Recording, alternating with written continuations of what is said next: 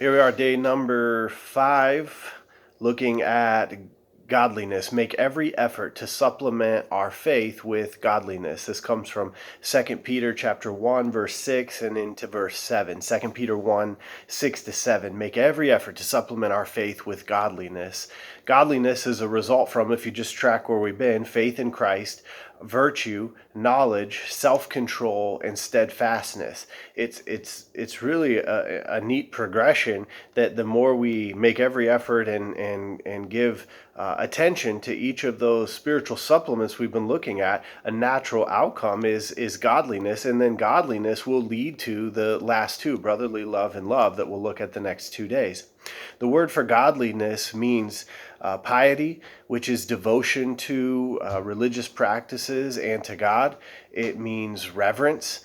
It means loyalty to God. It means fear of God. It's how we are walking in our devotion and in our practices and in our habits in our relationship with God. In Paul's letters to Timothy, that word godliness is quite a theme that you see. 1 Timothy chapter 4, verse 7 says this: "Have nothing to do with irreverent, silly myths. Rather, train yourself for godliness. For while bodily training is of some value, godliness is of value in every way, as it holds promise for the present life and also for the life to come." It makes perfect sense that one of the themes that Paul would be writing to a young pastor relates to godliness. It relates to how your walk is going to be, and what kind of person you're becoming, and what kind of devotion you're having, your reverence and your loyalty to God. And as well as that flows out of his life, it would speak into the life of that church. 2 Timothy chapter 3.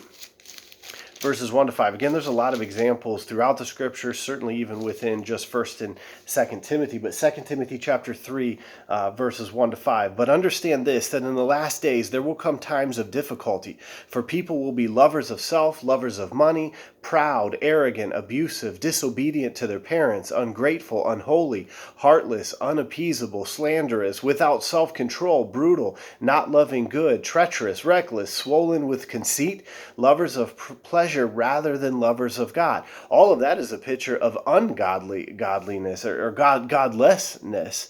Verse 5, though, it says, "Having the appearance of godliness, but denying its power." One of the problems with godliness is within the church, especially. We go and put on the suit and tie. I got my Bible. I know the songs. I know when to stand. I know when to sit, and I can have the appearance of godliness, but have no power, have nothing coming from within. We have the empowering presence of God that lives inside of us, and give every effort this day to growing in and adding and supplementing our faith with godliness, a devotion and a loyalty to God. Not just an appearance of godliness, not just wearing the external garb, but that which comes from the inside out. As we're growing in our faith and our relationship with Jesus Christ, that we're giving our all to Him. He transforms and He changes us. So today, let's practice godliness. Remember to pray, remember to create space for it, and to give our all to God today, to devote ourselves to God. God bless you.